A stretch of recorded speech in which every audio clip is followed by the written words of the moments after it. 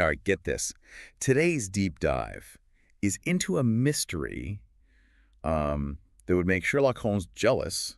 We're talking about Satoshi Nakamoto, Satoshi Nakamoto. the elusive creator of Bitcoin. That's right. We're about to unravel the enigma of the person, or maybe people, Right. who dreamt up a technology that's shaking the very foundations of finance, all while remaining completely anonymous.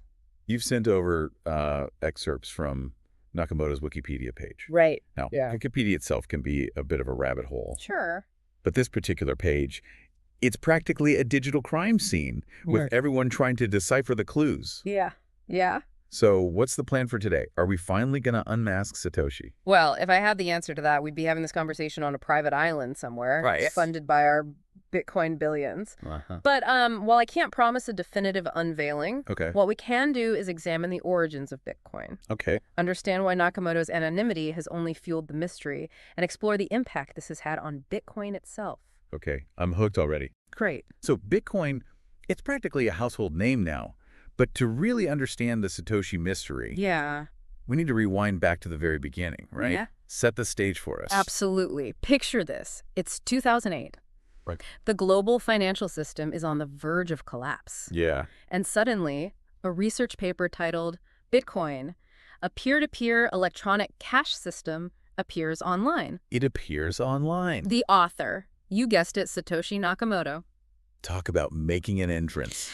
But this wasn't just about timing, was it? This paper proposed a radical idea, especially for 2008. It was a paradigm shift. Nakamoto envisioned a digital currency, free from government or institutional control, Wow. where transactions occurred directly between users peer-to-peer, secured by this revolutionary technology called blockchain. Blockchain. Keep in mind, this was a time when most people were just starting to wrap their heads around online banking. Right. It's like Nakamoto looked into a crystal ball and saw the future of finance, or at least a future some believe we're moving towards. Decentralization, transparency, control over your own assets. It's powerful stuff. Yeah. But how did people react back then?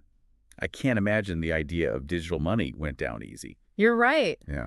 The initial reaction was a mix of skepticism and curiosity, with a good dose of "this will never work" thrown in for good measure. Right. The concept of a decentralized currency secured by cryptography was simply too foreign, too radical. Right. But remember, this was also the era of early internet forums and a burgeoning cypherpunk movement, a group of privacy advocates who believed cryptography was the key to social and political change. The cypherpunks. Okay, for those who aren't familiar, Yeah. can you unpack that a little? It sounds like they play a crucial role in this story. Absolutely. The cypherpunks were, in many ways, ahead of their time. Okay. They were deeply skeptical of government and corporate control over information Right. and saw cryptography as a tool for empowerment. Yeah.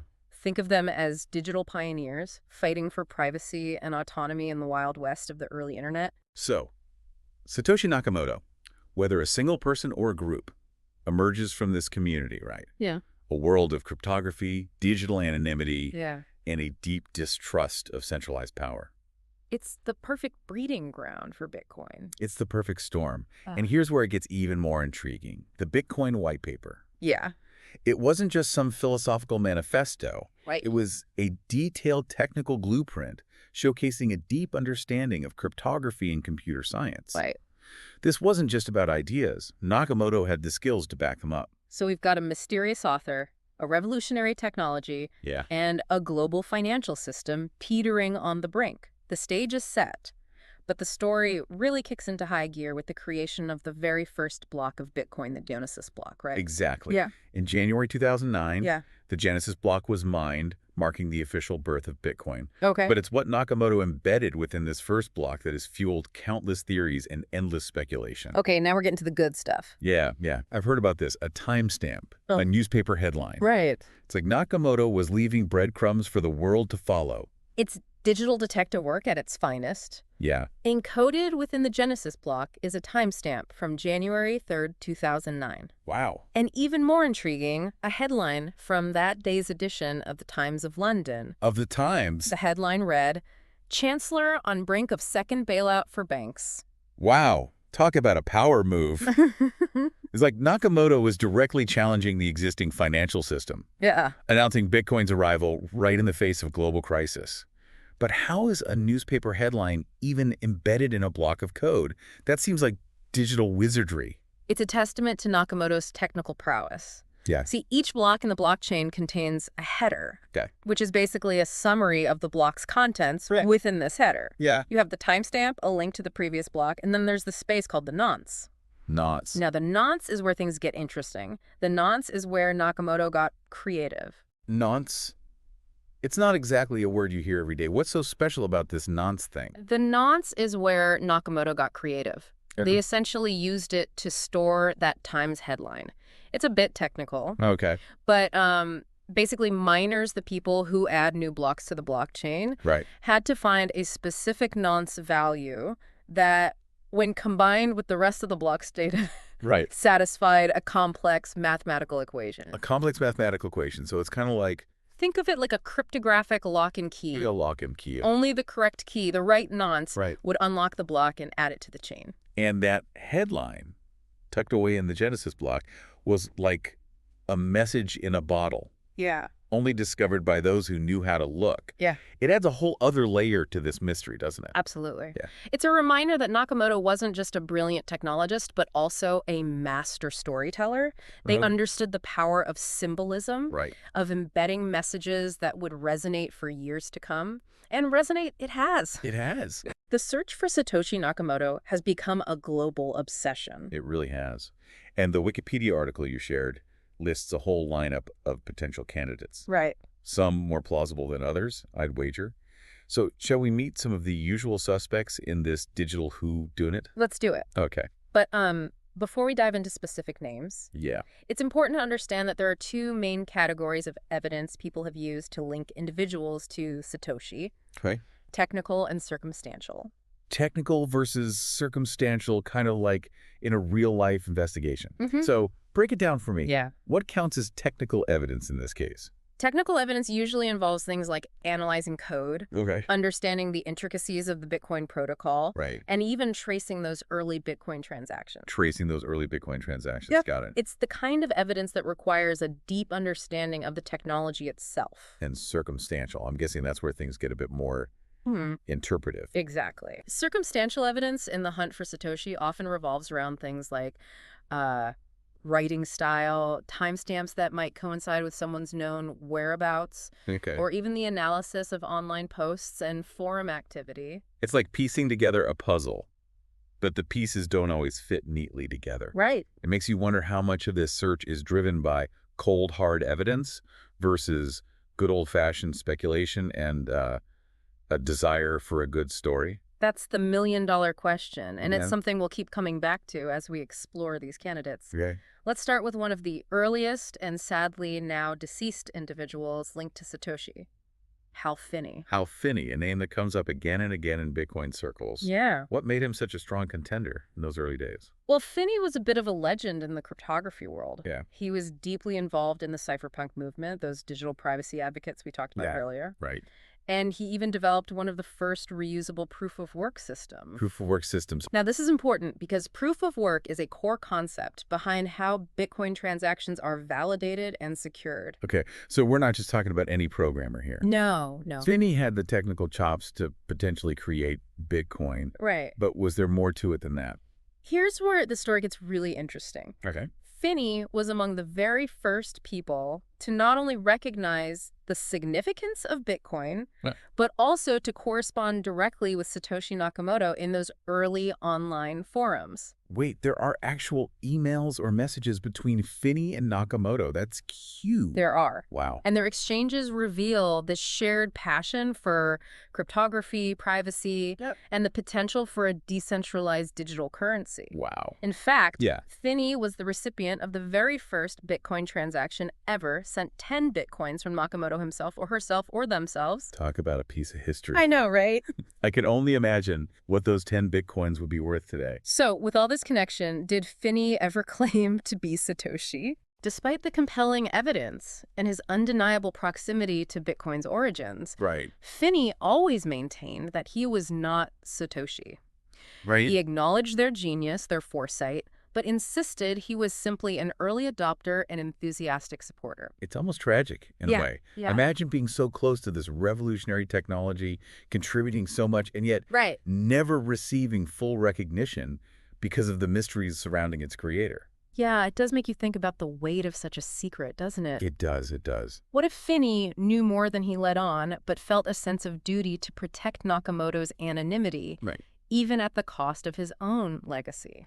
It's a fascinating and somewhat sad thought. Okay, so we have Hal Finney, the brilliant cryptographer who had direct contact with Satoshi, but always denied being the mastermind. Yeah. Who else is on our list of Satoshi suspects? Well, this next one caused a media frenzy when they were thrust into the spotlight. Yeah. Though likely not in a way they would enjoy, Dorian Nakamoto. Dorian Nakamoto. Now, that's a name that rings a bell. Wasn't he outed by a major publication? He was indeed. Okay. In 2014, Newsweek published a bombshell article claiming that this Dorian Nakamoto, a Japanese-American man living in California, was the elusive creator of Bitcoin.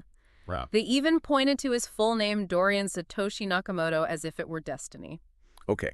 I have to admit, the name similarity alone is pretty uncanny. Right. That's not just a coincidence. Yeah. What was the reaction like when the article came out? It was absolute chaos. Chaos. Media from all over the world descended on Dorian Nakamoto's home. Wow. Eager for an interview, a confirmation, anything. And what did Dorian Nakamoto have to say for himself? Did he lean into the spotlight, maybe even don a black hoodie and adopt the Satoshi persona? Not quite. Not quite. Dorian Nakamoto vehemently denied any involvement with Bitcoin. Really? He claimed to have never even heard of it before the Newsweek article, and insisted that his background was in engineering, not computer science or cryptography. Wow.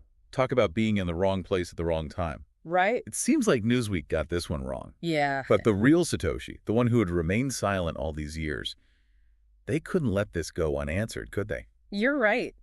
On the same day the Newsweek article was published, a message appeared on the P2P Foundation forum, a platform Satoshi had used years earlier. Oh, wow. Stating simply, "I am not Dorian Nakamoto." Okay, now that's what I call a mic drop moment. The real Satoshi, breaking their silence after all these years, just to debunk a major news outlet that's legendary. I know, right? But the story doesn't end there, does it? Not by a long shot. Still haven't found our Satoshi. Remember, we're just getting started with the list of potential candidates. Oh, boy. And the next one is a fascinating character. Okay. Deeply connected to the world of cryptocurrency and digital cash, even before Bitcoin. Really? We're talking about Nick Szabo. Nick Szabo. All right, I'm ready for the next chapter in the Satoshi saga. Give me the rundown on this one. What makes him a person of interest? All right, Nick Szabo, lay it on me what makes him a contender in the Satoshi sweepstakes. Szabo is a fascinating figure in this whole saga. He's a computer scientist, a legal scholar, and a cryptographer who was deeply involved in the cypherpunk movement alongside people like Hal Finney. Right. But here's the kicker. Years before Bitcoin was even a whisper on the internet, Szabo proposed something called BitGold. BitGold. Okay, that name seems almost too perfect in this context. Right. What was the idea behind it? In the late 1990s, Szabo recognized the limitations of traditional financial systems and envisioned a decentralized digital currency, much like Bitcoin. Wow. BitGold was designed to operate independently of any central authority, using cryptographic solutions to secure transactions and prevent double spending. Sound familiar? It's practically a blueprint for Bitcoin. So he had the vision, the technical knowledge, the timing. Did Szabo ever come forward and claim the Satoshi mantle? That's the million-dollar question, isn't it? While Szabo has never explicitly claimed to be Satoshi Nakamoto, he hasn't exactly been shy about the similarities between BitGold and Bitcoin. In fact, he's written extensively about digital currencies and cryptography. And some of his writings contain striking parallels to the Bitcoin white paper. Really? Both in terms of ideas and even writing style. So we're talking about more than just a shared interest in digital currencies here. This sounds like we're entering the realm of linguistic analysis and digital forensics. Exactly. Some researchers have gone as far as conducting linguistic comparisons between Szabo's known writings and the Bitcoin white paper. Wow. Looking for subtle tells, unique phrases, or patterns in language used. And let's just say the results have been pretty compelling. Compelling enough to definitively say Nick Szabo is Satoshi Nakamoto. Ah, if only it were that simple. While the circumstantial evidence is intriguing, it's important to remember that Szabo, like all the others we've discussed, has never publicly confirmed being Satoshi. And without that confirmation, it remains a tantalizing possibility, but not a definitive answer. It's incredible how this mystery endures, even after all these years, all these attempts to unravel it. I know. But I have a feeling we're not done with the plot twists yet, are we? There was another name you mentioned. Yeah. Someone who took a very different approach to the whole I am Satoshi claim. Yes.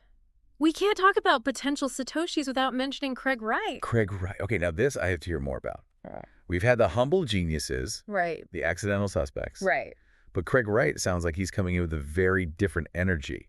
What's his story? Right. An Australian computer scientist. Okay. First burst onto the scene in 2015 with his explosive claim. Okay. He didn't just hint at it or provide circumstantial evidence. He offered what he claimed was cryptographic proof, linking him to those early Bitcoin transactions. So he came out guns blazing. Did the Bitcoin community just take him at his word? Not quite. Okay. You see, the world of cryptography is built on proof and verification. Right. And Wright's claims were met with a healthy dose of skepticism. Right.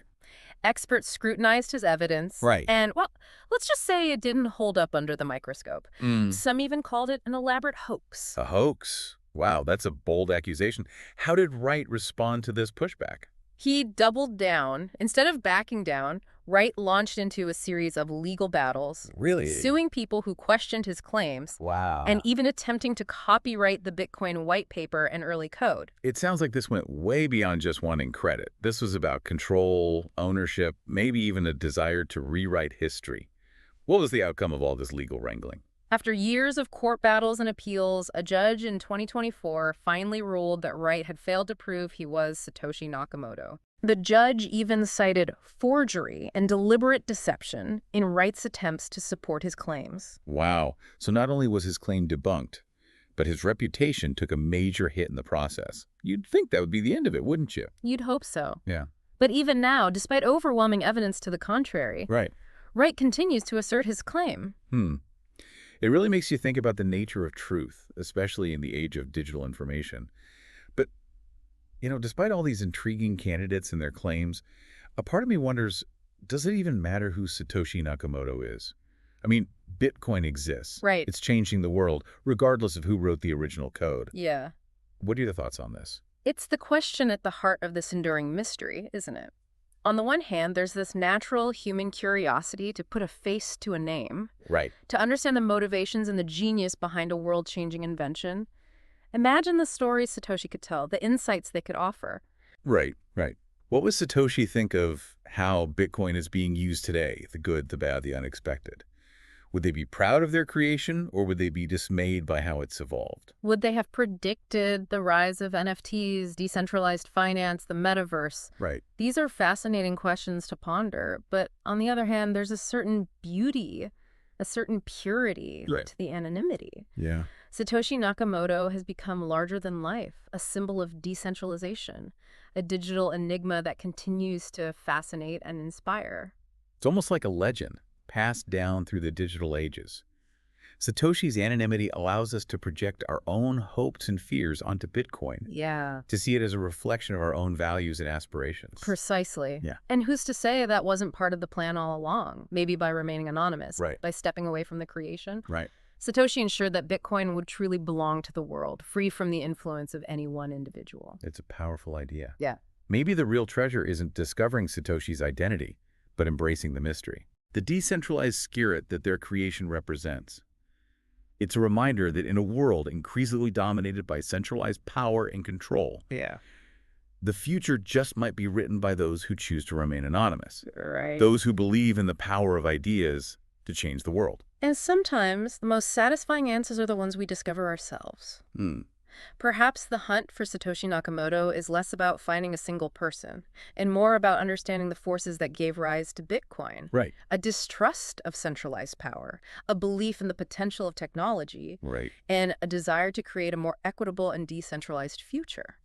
It's a story that continues to unfold, a mystery that invites endless speculation. And as we've learned today, sometimes the journey is just as fascinating as the destination, even if that destination remains shrouded in enigma. So, to everyone listening, keep questioning, keep exploring. Absolutely. And who knows, maybe, just maybe, you'll uncover a piece of the puzzle that's been eluding us all. After all, the deep dive into the mystery of Satoshi Nakamoto is a journey without a definitive end. And on that note, We'll leave you to ponder the endless possibilities of this digital mystery. Until next time, happy digging.